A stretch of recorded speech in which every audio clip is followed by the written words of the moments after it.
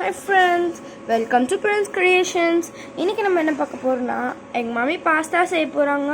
So அந்த pasta எப்படி செய்கிறாங்கன்னு பார்த்துருவோமா வாங்க. ஸோ இப்போ வந்து ஆனியன்ஸும் டொமேட்டோவும் கட் பண்ணியிருக்காங்க. ஸோ எத்தனை டொமேட்டோனா 1 tomato and 2 onions. எஸ்மா?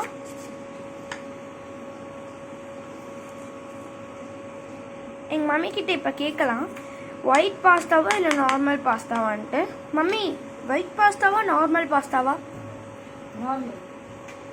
Normal pasta தான். ஸோ இப்போ பார்த்தீங்கன்னா இதில் கொதிச்சுட்டு இருக்கிறது பாஸ்தாஸ் எல்லாம் தண்ணியில் போட்டு கொதிக்க வச்சுருக்கோம். ஸோ இப்போ நம்ம மம்மி பார்த்தீங்கன்னா 1 டொமேட்டோ கட் பண்ணிகிட்ருக்காங்க.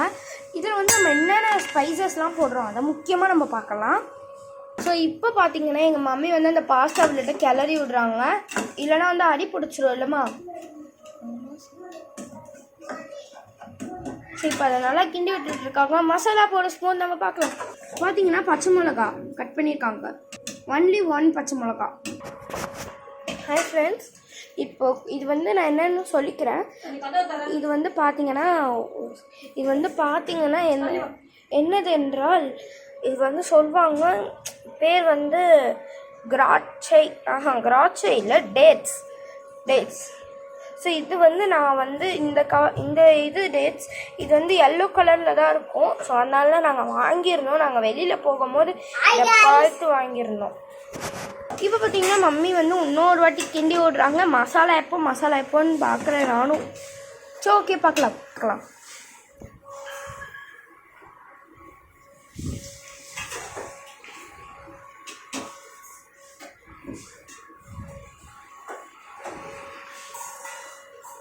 ஸோ இப்போ பார்த்தீங்கன்னா இந்த பாஸ்தா ஆஃப் பண்ணிட்டாங்க. ஸோ இது வந்து ரெடி ஆகிடுச்சு. இப்போ பார்த்தீங்கன்னா அந்த கடாயில் ஆனியன், பச்சை மிளகாய் எல்லாத்தையும் போட்டுடுறாங்க. ஃபஸ்ட்டு ஆனியனையும் பச்சை மிளகாயும் போட்டுடுறாங்க.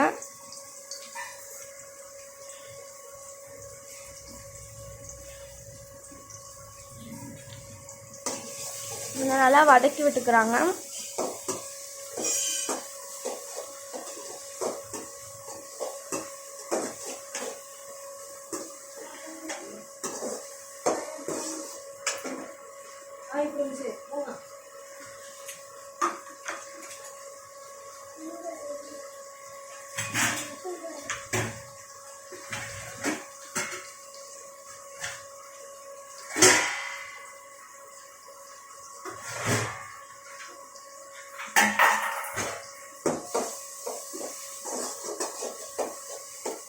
ஆக்சுவலி மதியானமும் நாங்கள் ஒரு வீடியோ போஸ்ட் பண்ணுவோம். அந்த வீடியோவில் வந்து நாங்கள் பிரியாணி சமைப்போம், பார்த்துக்கோங்க. ஸோ இப்போ மம்மி கருவேப்பிலையா இப்போ எங்கள் மம்மி வந்து ஒரு கொத்து கருவேப்பிலை எடுத்து அது வந்து நல்லா இந்த மாதிரி பண்ணி எடுத்துக்கிறாங்க. அப்புறம் கொஞ்சம் கழுவிட்டு இது உள்ளே போட்டுருவாங்க. கழுவிட்டு உள்ளே போட்டாங்க. கழுவுனதுனால காட்ட முடியல.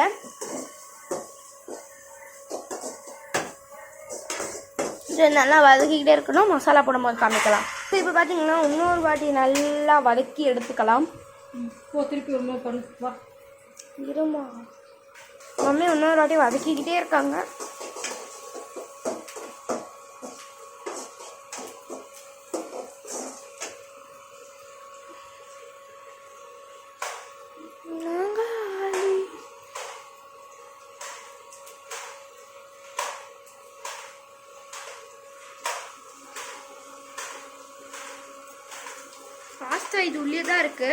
பாஸ்தா இது உள்ளே தான் இருக்குது.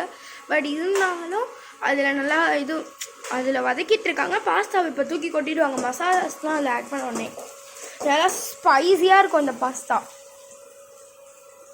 உங்கள் வீட்டில் இதே மெத்தடில் நீங்களும் ட்ரை பண்ணி பாருங்கள். நான் உங்ககிட்ட ஒன்று சொல்லணும்.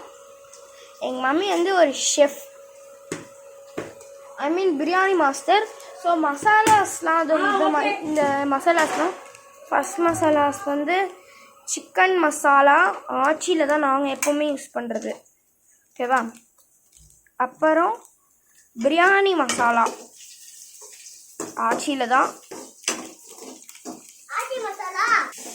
மெயினே இதுதான் நம்மளுக்கு பெப்பர் நல்லா மேலே தவளை போட்டு சாப்பிட்றது பெப்பர். அதுலேயும் நாங்கள் ஆச்சி தான் எடுத்துருக்கோம்.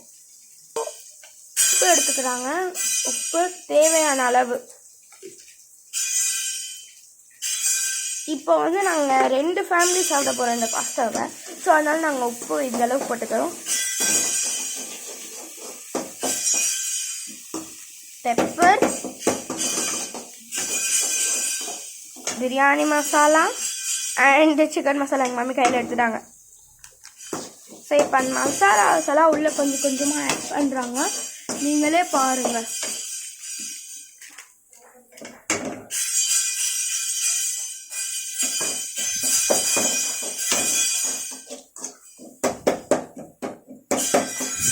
நம்ம பாஸ்தா கொட்டும் போது பார்க்கலாம். போடு இப்போவே எடுத்து. மம்மி வந்து இப்போ பார்த்தீங்கன்னா பெப்பர் போட்டாங்க பாஸ்தாவில். ஸோ அவ்வளோதான், எங்களோட பாஸ்தா முடிஞ்சிச்சு. இது வந்து பெப்பர் போடுறதுக்கு முன்னாடி கொஞ்சம் மசாலாஸ்லாம் இல்லாத அளவுக்கு என் தம்பிக்கு.